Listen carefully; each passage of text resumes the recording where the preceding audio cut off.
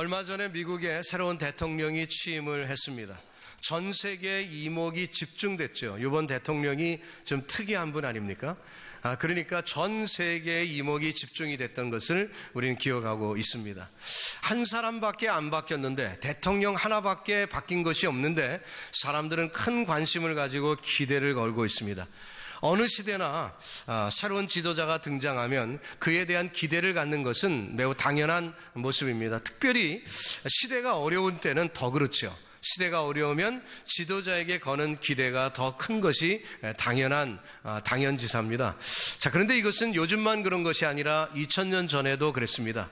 예수님 당시에도 시대가 어려웠습니다. 많은 어려움 가운데 있자 사람들은 메시아에 대한 대망이 있었고, 메시아로 생각했던 예수님이 나타나시자 큰 기대감을 갖고 있게 되었습니다. 오늘 본문에 보니까 예수님께서는 중대한 결정을 하셨죠. 그것은 공개적으로 예루살렘으로 입성하기로 하신 것입니다. 때는 유월절을 바로 앞두고 있었던 절기였기 때문에 많은 방문객들이, 관광객들이 예루살렘으로 모이던 그런 시점이었습니다. 그것에 모인 수많은 사람들은 여행하는 도중에 소문을 들었을 것입니다. 유대 땅에 예수라는 사람이 나왔대. 근데 그 사람이 어떻게 수많은 기적을 베푸는지, 그분이 메시아인 것 같아. 수근수근대며 사람들은 소문에 소문, 그 발없는 말이 천리 간다고요. 그렇게 소문이 빨리 퍼지고 있습니다. 예수님께서 어떻게 문둥병자를 고치셨는지, 안진뱅이를 어떻게 일으키셨는지, 소경을 낫게 하신 얘기내든지, 어떻게 떡 5개로 또 물고기 2마리로 5,000명을 먹이셨는지, 심지어는 죽었던지 나흘된 썩었던 그 생명도 살리신 그 놀라운 역사들을 그들은 서로 증언하며 장안의 화제거리로 삼고 있었습니다. 그 주님이 입성을 하시자 수많은 사람들은 기다렸다는 듯이 종려나무 가지를 꺾고다가 주님을 향하여 흔들며 호산나 호산나를 외치고 있습니다. 종려나무의 가지는 평화를 상징하는 것입니다. 또 호산나라는 말의 의미는 주여 우리를 구원하소서라는 뜻이 담겨져 있어요. 그 마음이 그대로 배어난 것입니다. 그래서 종려나무 가지를 흔들면서 호산나 호산나 외치며 예수님을 환영하고 있습니다. 흥미로운 것은 예수님의 공생의 사역을 쭉 돌아보면 초기에는 어떻게 하셨습니까? 예수님께서 자신을 드러내려고 하지 않으셨습니다. 자신이 누구인지 밝히 드러내려고 하지 않으셨습니다. 혹이라도 어떤 기적을 베푸셨을 때 예수님의 모습이 드러나면 함구령까지 내리셨어요. 얘기하지 말라. 너만 알고 있어. 가족에게도 얘기하지 마. 그러셨던 분입니다.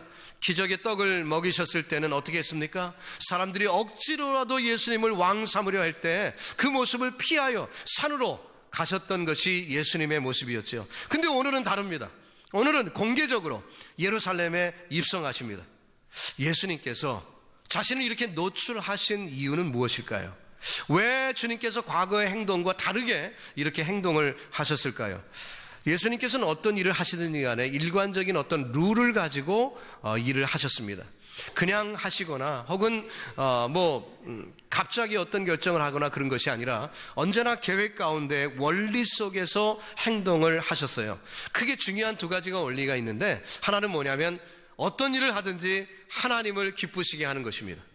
하나님을 기쁘시게 하기 위하여 모든 일을 하셨고, 어떤 말씀을 하시든지 주신 말씀을 하신다고 그렇게 말씀했죠. 또 2번째는 성경의 예언대로 행하신다는 원리를 갖췄습니다. 그래서 예언된 그 말씀을 하나씩 이루어 가시는 모습을 볼 수 있어요. 오늘 본문도 동일한 맥락 가운데 우리가 볼 수가 있습니다. 16절을 계속해서 읽어보면 이렇게 진행됩니다. 제자들은 처음에 이 일을 깨닫지 못하였다가 예수께서 영광을 얻으신 후에야 이것이 예수께 대하여 기록된 것임과 사람들이 예수께 이같이 한 것인 줄 생각났더라 했습니다. 이같이라는 얘기는 어린 나귀를 타시고 입성하신 일을 얘기하는 것입니다. 주님은 성경 말씀대로 오셨습니다. 성경 말씀대로 사역하셨습니다. 성경 말씀대로 죽으셨습니다. 그리고 성경 말씀대로 부활하셨고 성경 말씀대로 다시 오실 줄로 믿습니다. 오늘 본문에 있는 대로 나귀 새끼를 타신 것은 바로 성경대로, 그 기록된 말씀, 그 예언대로 주님이 행하셨다는 것입니다. 오늘 본문은 너무나도 중요한 사건입니다. 그러기에 사복음서 모두 기록이 되어 있습니다. 복음서의 저자들이 이 사건을 보면서 공이 다 중요하다고 생각을 했던 것 같습니다. 그렇기 때문에 빼놓지 않고 이 사건을 기록하고 있어요. 자, 그런데 참 흥미롭지 않습니까? 이 성경이 기록된 연대가 다 다릅니다. 마태, 마가, 누가, 요한 다 성경의 연대가 다르죠. 그렇기 때문에 어떤 저자는 이미 먼저 어떤 사람이 기록한 말씀을 다 읽어보고 성경을 쓰기도 했어요. 자, 그러면 이미 쓰여진 내용이니까 까짓건 내가 쓰는 성경책에는 빼도 되지 않습니까?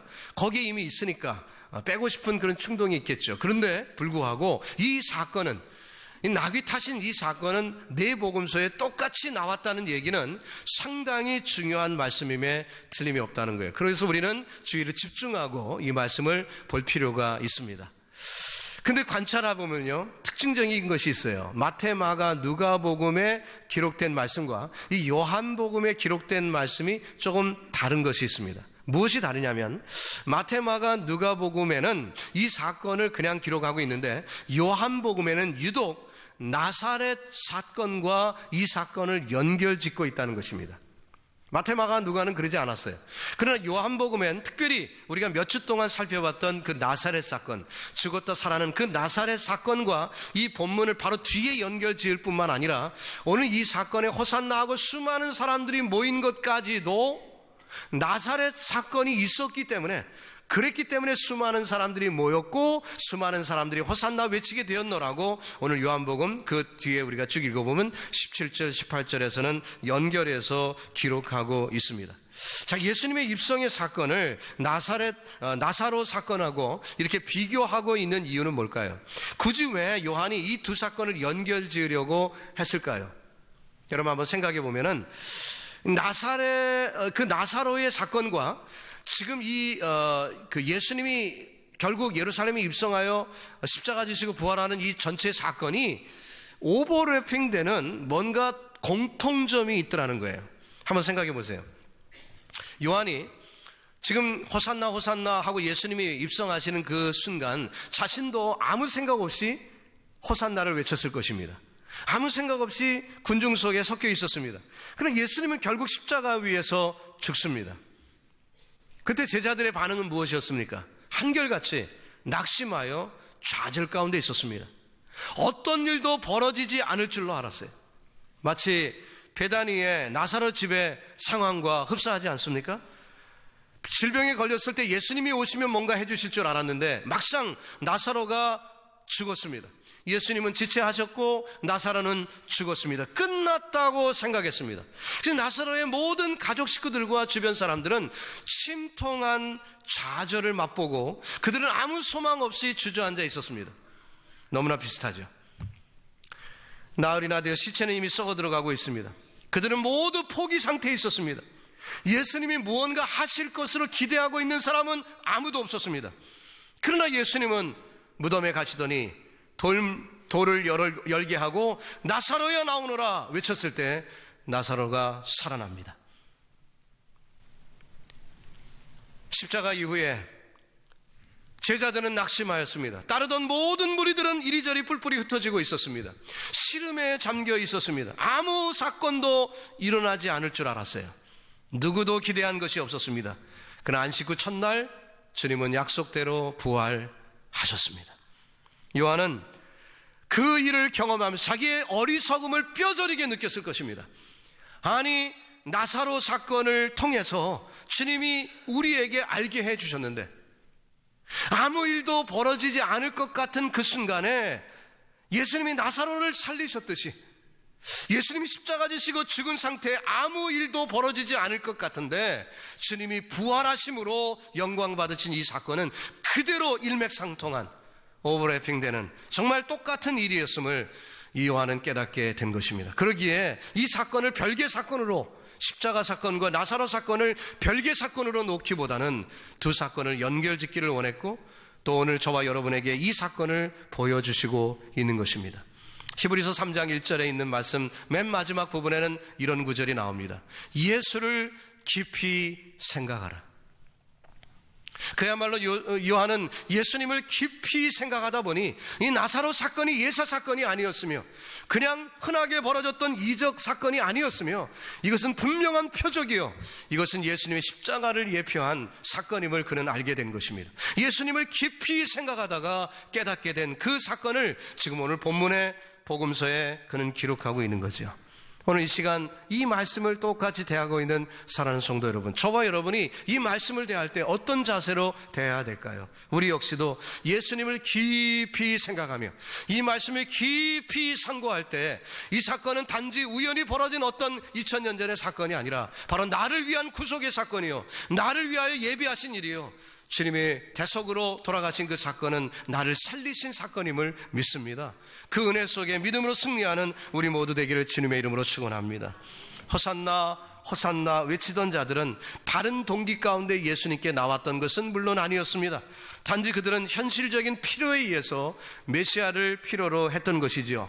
로마 정부의 속국으로 있으니 나라 없는 서름 가운데 좀 우리 독립국가가 되기를 원한다, 이 메시아 예수라면 할 수 있어 라고 그들은 예수님께 기대를 모았던 것입니다. 경제 문제가 심각했겠죠. 그러니 어려움 가운데 있으니까 예수님을 모시면은 이 경제 문제 다 해결될 것 같으니 그분을 통해서 그들이 혜택 얻기를 원했던 것입니다. 사실 제자들도 마찬가지였습니다. 예외가 아니었죠. 그들은 예수님께서 이제 본격적으로 예루살렘 사역을 시작하는구나, 이제 드디어 때가 되었다, 이제 나설 때가 되었다, 우리가 이제 쓸모있게 되었다 라고 생각을 했지만 십자가 앞에 허무하게 그들은 무너지게 되었습니다. 주님의 죽으심 앞에 그들은 난처한 지경이 되었습니다. 완전히 좌절하고 말았습니다. 이때 주님께서 어리석은 제자들을 위하여 단초, 해결의 키, 이해할 수 있는 그 중요한 열쇠 하나를 남겨놓으셨습니다. 그게 뭐죠? 나귀 새끼입니다. 바로 이 나귀 새끼입니다. 새끼자가 뒤에 있어서 좀 부르기가 그렇네요. 거꾸로 새끼 나귀라고 하는 게 낫겠어요. 새끼 나귀를 단초로 드신 거예요. 새끼 나귀를 보면은 이해가 가는 거예요. 스가랴서를 읽었던 사람들은 이 말씀은, 이 사건은 예언된 일이구나, 이렇다면 예수님이 지금 어떤 일을 하고 있는지 이해될 수 있도록 단초를, 그 이해의 키를 남겨놓으셨던 것입니다. 왜 하필 새끼 나귀를 타셨을까? 물론 예언의 성취이기도 하지만 뭔가 의미가 더 있는 것 같으니 우리가 더 깊이 연구해 보기를 원합니다. 우리 모두는 무거운 죄짐을 지고 살고 있습니다. 죄와 사망으로 인한 짐이 우리를 누르고 있습니다. 피조물의 연약함이 또 우리를 억압하고 있습니다. 그래서 이런 짐 저런 짐을 지고 우리는 힘들게 인생을 살고 있죠. 그러기에 예수님은 어떤 분이어야 할까요? 메시아는 어떤 분이어야 할까요? 만약 예수님이 저 백마 타시고 유명한 장군처럼 그냥 화려하게 그리고 위대하게 그렇게 임하셨다면 감히 접근이나 할 수 있겠습니까? 감히 만질 수나 있겠어요? 누구도 예수님께 가까이 가기가 어려웠겠지요. 그냥 쳐다만 보고 있었을 거예요. 그러나 예수님은 나귀 타고 오셨습니다. 그것도 새끼 나귀를 타고 오셨어요. 누구나 만질 수 있습니다. 누구나 대할 수 있습니다. 누구나 예수님께 여쭐 수 있습니다. 바로 예수님이 이렇게 가깝게 저와 여러분에게 오시기 위하여 새끼 나귀를 타신 것입니다. 말이나 어떤 큰 짐승을 타고 주님이 위대하게 임하신 것이 아니라 연약한 짐승을 타고 오신 것은 예수님이 바로 겸손한 임금이라는 거죠.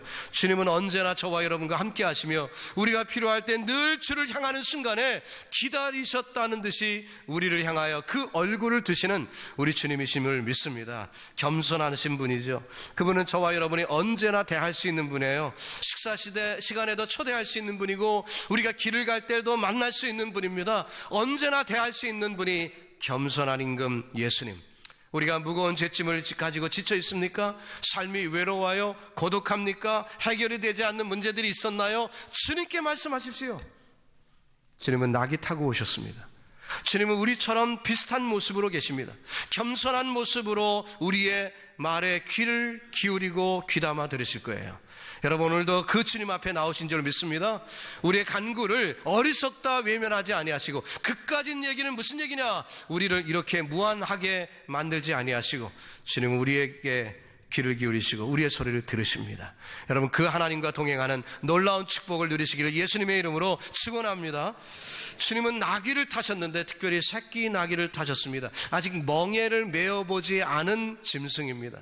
이것은 무슨 의미일까요? 율법에 제사를 드리기 위하여는 그 제물은 멍에를 아직 지지 않은 것을 쓰도록 되어 있습니다. 그러므로 이 새끼 나귀는 제물을 의미하는 것입니다. 그러면은 그 나귀 새끼를 타신 예수님도 동일시됨으로 결국 예수님이 무엇 때문에 예루살렘에 입성하고 있다는 얘기죠? 제물로. 제물되기 위하여 예루살렘에 입성하고 있다는 그 모습을 보여주신 것입니다. 이제 예루살렘에 올라가셔서 제물 되시는 주님. 그 당시에 예루살렘의 환경을 보면은요, 역사의 기록이 남아있는데 그 당시에 예루살렘에 어느 정도 숫자의 사람들이 움집했냐면요, 200만 명. 어마어마한 사람들이 모이는 거예요. 생각해 보세요. 유대인 남자라면 1년에 한 번은 반드시 성전에 가서 예배를 드리도록 되어 있습니다. 그렇다면 하필 언제 가는 게 제일 좋을까요? 6월절이죠. 1년 12달 중에 어떤 절기가 제일 좋을까요? 매력 있는 절기일까요? 유대인들에게는 독립기념일과 같은 6월절이 최고 아니겠습니까? 그러니까 6월절에 이왕이면 예루살렘으로 가는 거예요. 날씨도 좋아요. 봄이잖아요. 그러니까 그때가 제일 매력적인 시간이에요. 그래서 많은 사람들이 6월절을 택해서 오다 보니까 수백만에 달하는 사람들이 예루살렘에 움집하게 되는 것입니다. 그 많은 사람들이 뭐하러 왔어요? 제사 드리러 왔어요. 제물을 다 드려야 돼요. 그 많은 사람들이 생각해 보세요. 어디서 그 짐승을 다 구합니까? 그리고 제사를 드리려면 그 절차가 너무 복잡하잖아요. 그래서 이 제사장 회의를 열어서 편법을 허용을 했습니다. 어떻게 하냐면은 10명, 20명씩 식구들끼리, 아는 사람들끼리 짝을 지어서 제사를 드릴 수 있도록 허용을 했던 거예요. 성경에 없는 내용입니다. 그러나 그들이 허용을 했어요.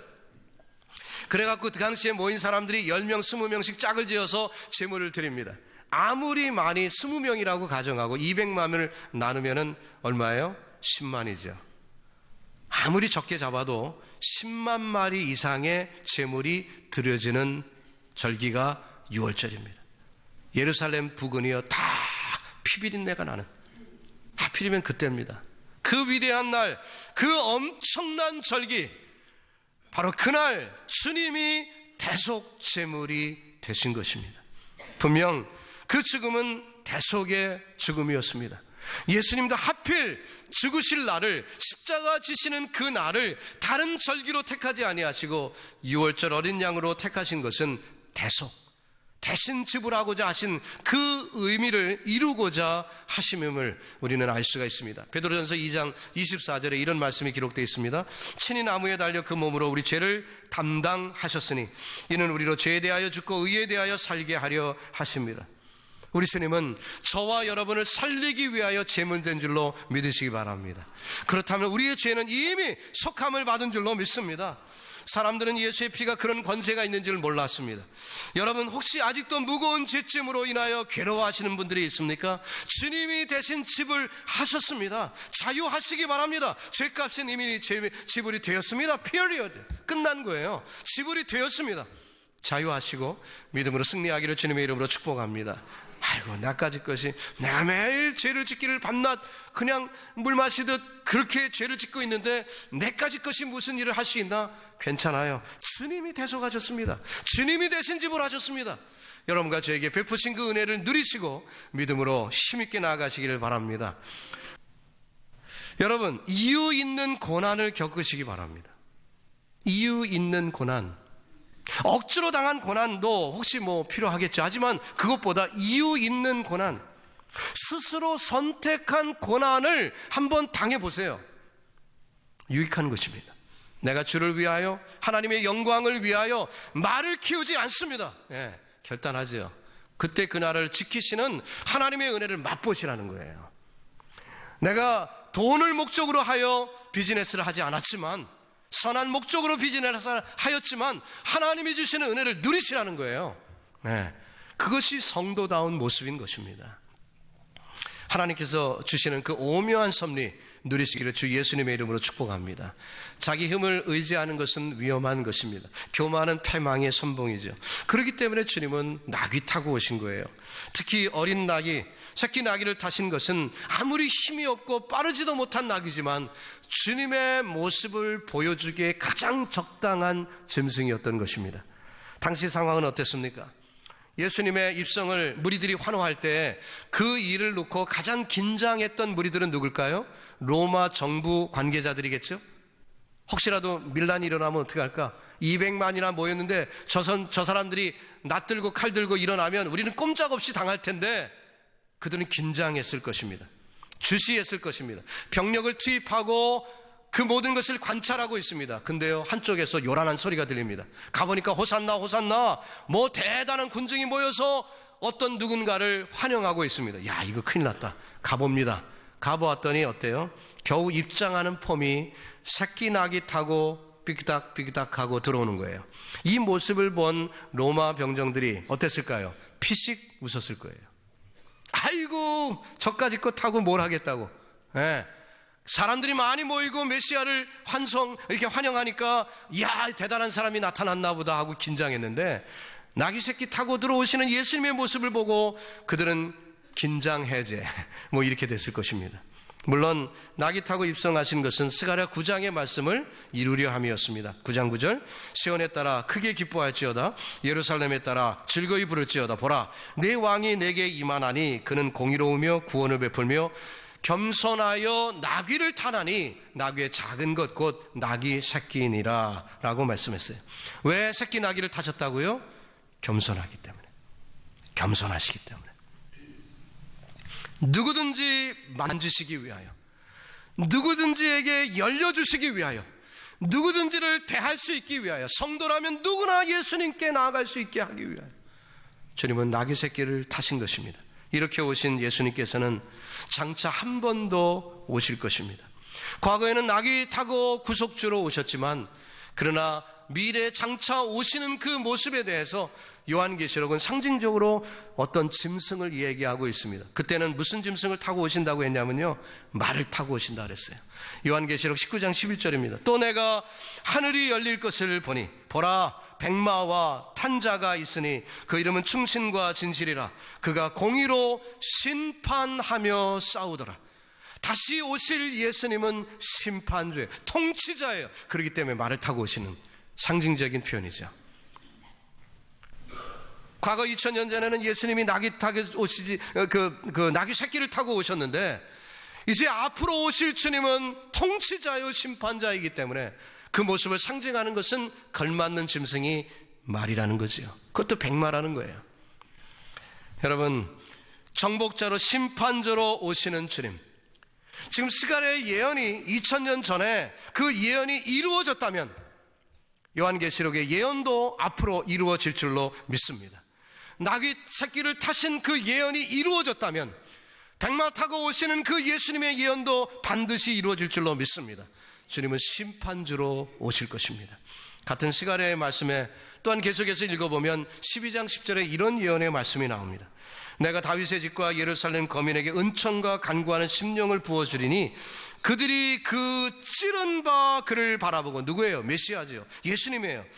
그를 위하여 애통하기를 독자를 위하여 애통하듯 하며 그를 위하여 통곡하기를 장자를 위하여 통곡하듯 하리라. 어느 날인가 이스라엘 백성들은 나귀 타고 오시는 메시아를 만날 터인데 그들은 그 메시아를 찌를 것이라 예언되어 있습니다. 나귀 타고 오시는 모습이 단초였다면, 그 모습을 보고 그 모습을 예수님을 이해하였다면 그 사람은 마땅히 십자가를 보고 알았어야 한다는 거죠. 모든 것은 예언이 되어 있습니다. 말씀은 다 준비가 되어 있습니다. 이제 오늘의 말씀을 정리해 봅시다. 세상에 고민이 있어서 교회를 찾는 분들이 많이 있습니다. 사업이 잘 안 되니까 옆에 있는 분들이 그러지 말고 교회 한번 다녀봐. 질병 가운데 고통하니까 그러지 말고 기도 한번 받아봐. 외로움 가운데 지쳐있는 이에게 친구가 찾아오는데 우리 함께 교회 가자. 그래서 교회 나오시고 신앙생활을 시작하신 분들이 있어요. 어차피 죄인이니까 어떻게 주님을 찾아 나오든 상관이 없습니다. 하지만 우리가 믿음이 자라고 성숙하게 된다면 이런 신앙생활의 목적이 변화가 되어야 하는 것이죠. 호산나 호산나 그렇게 했어도 됩니다. 예수님을 메시아로 처음에 그렇게 모시려고 했던 것이 과연 꼭 잘못됐나요? 그렇지 않습니다. 우리의 연약함을 주님이 아시기 때문에 괜찮아요. 그러나 주님의 기대는 뭡니까? 십자가를 보고 알아야 된다는 것입니다. 그것을 주님이 기대하시는 거예요. 낙이 타고 오신 예수님, 시간에 예언이 되어 있듯이 장차 찔림받을 메시아, 그것도 예언이 되어 있거든요. 그렇기 때문에 지금 우리가 이 땅에 오실 때 호산나 호산나, 주님 내게 복 주셔서 내 비즈니스 잘 되고 내 자녀 잘 되고 내가 건강하여 행복하게 살게 해주십시오, 잘못된 기도 아닙니다. 좋아요. 하지만 그것에 머무를 것이 아니라 나귀 새끼를 타고 오신 그 주님이 장차 십자가를 지고 찔림받아 부활 승천하신 그 주님이 맞다면, 그 예언도 맞다면 우리가 이제는 십자가를 바라보는 지혜가 있어야 한다는 것이죠. 오늘 시간 예배드리는 사랑하는 성도 여러분, 저와 여러분도 예루살렘에 입성하는 주님 앞에 종려나무 가지를 흔들며 호산나를 호산나를 우리도 똑같이 외쳤을 것입니다. 아마 우리도 동일한 행동을 했겠죠. 그러나 그것으로 멈춰버리는 것이 아니라 주님 지신 십자가를 바라보며 십자가를 우리도 품고 주님을 따르는 지혜로운 성도들이 되시기를 예수님의 이름으로 축원합니다.